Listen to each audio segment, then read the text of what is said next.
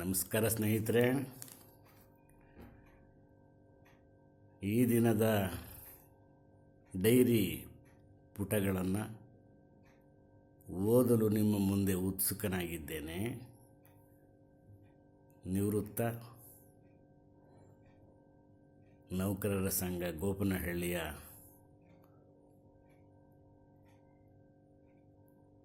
ಅಣ್ಣ ತಮ್ಮಂದಿರಿಗೆ ಮತ್ತೊಮ್ಮೆ ನಮಿಸುತ್ತಾ, ಗೋಳಾಡ್ಕೊಂಡೇನು ಹೇಳ್ತಾ ಇಲ್ಲ, ಇದು ನುಡಿ ನಮ್ಮ ಬೆಳಗಟ್ಟದ ತಿಪ್ಪೇಸ್ವಾಮಿ ಬೆಳಗಟ್ಟ ಅಂತಕ್ಕಂಥ ಒಂದು ಸಣ್ಣ ಪತ್ರಿಕೆಯನ್ನು ಕಳಿಸ್ಕೊಟ್ಟಿದ್ರು. ಅದು ನನ್ನ ಕೈಗೆ ಸಿಕ್ಕಾಗ ಅದರಲ್ಲೊಂದು ನುಡಿ ಸುಧೆ. ಗೋಳಾಡಲು ಬೇಡ ಲೋಲಾಪ್ತಿಯುಂ ಬೇಡ, ಬಾಳು ಪರಚೇತನದ ಕೇಳಿಯೆಂದೆಣಿಸಿ, ಪಾಲಿಗನು ನೀನದರೊಳೆನು ಪಂತೆ. ಕಷ್ಟಪಟ್ಟು ಓದ್ತಿದೆಯಲ್ಲ ಬುದ್ರಿ, ಓದಲೆ ಸರಿಯಾಗಿ.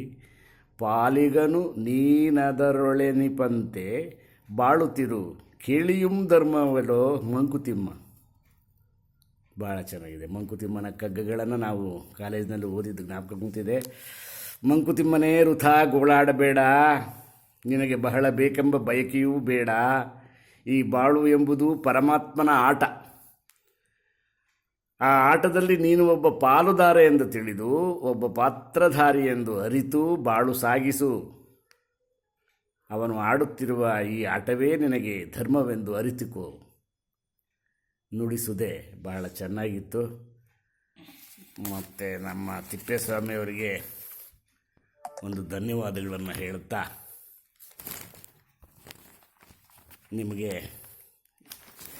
ಇನ್ನೂ ಒಂದು ಸಣ್ಣ ಚುಟುಕು ಇಲ್ಲಿದೆ. ಏನದು? ಅಮೃತ ಸಿಂಚನ. ನಾನು ಸಹ ಒಂದು ಸಮುದ್ರ ಮಂಥನ ಅಮೃತ ಸಿಂಚನ ಅಂತಕ್ಕಂಥ ಒಂದು ಪದೋಕ್ತಿಯೊಂದಿಗೆ ಡೈರಿ ಪುಟಗಳಲ್ಲಿ ಬರೆದಿದ್ದೀನಿ. ಇದು ಬಹಳ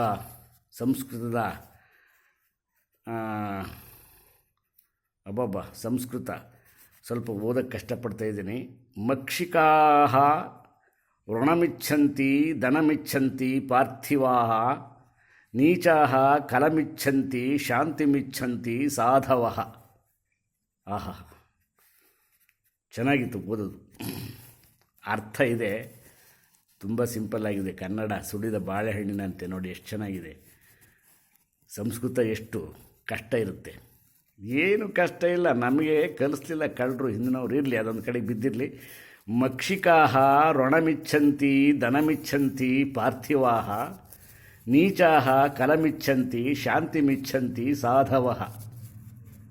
ಅಭಿಜ್ಞಾನ ಶಾಕುಂತಲದಿಂದ ಆಧರಿಸ್ತಕ್ಕಂಥ ಈ ಒಂದು ಅಮೃತ ಸಿಂಚನ ಕನ್ನಡದಲ್ಲಿ. ನೊಣಗಳು ಗಾಯವನ್ನು ಬಯಸುತ್ತವೆ, ರಾಜರು ಸಂಪತ್ತನ್ನು ಅಪೇಕ್ಷೆ ಪಡುತ್ತಾರೆ. ಮಕ್ಷಿಕಾಹ ಋಣಮಿಚ್ಛಂತಿ, ಋಣ ಅಂದರೆ ಗಾಯ, ಗೊತ್ತಾಯಿತು. ನೊಣಗಳು ಗಾಯವನ್ನು ಬಯಸುತ್ತವೆಯಂತೆ. ಧನಮಿಚ್ಛಂತಿ ಪಾರ್ಥಿವಾಹ, ಓಹೋ, ರಾಜರು ಸಂಪತ್ತನ್ನು ಅಪೇಕ್ಷೆ ಪಡುತ್ತಾರೆ. ನೀಚರು ಕಲಹವನ್ನು ಇಚ್ಛಿಸುತ್ತಾರೆ. ಅಯ್ಯಯ್ಯಪ್ಪ, ಹೌದು, ನೋಡ್ತಿದ್ದಿದ್ದೇ ಇವೆಲ್ಲ. ನೀಚರು ಕಲಹವನ್ನು ಇಚ್ಛಿಸುತ್ತಾರೆ, ಆದರೆ ಸಜ್ಜನರು ಎಂದೆಂದಿಗೂ ಶಾಂತಿಯನ್ನೇ ಬಯಸುತ್ತಾರೆ. ಅಭಿಜ್ಞಾನ ಶಾಕುಂತಲ. ಬೆಳಗಟ್ಟದ ತಿಪ್ಪೇಸ್ವಾಮಿಯವರಿಗೆ ಒಂದು ವಂದನೆಗಳನ್ನು, ಅಭಿನಂದನೆಗಳನ್ನು ತಿಳಿಸ್ತಾ, ಈ ಒಂದು ಡೈರಿ ಪುಟಗಳನ್ನು ನಿಮಗಾಗಿ, ನನ್ನ ಆತ್ಮೀಯ ಬಂಧುಗಳೇ, ನಿಮಗಾಗಿ ಶುಭರಾತ್ರಿ. ನಮಸ್ಕಾರ.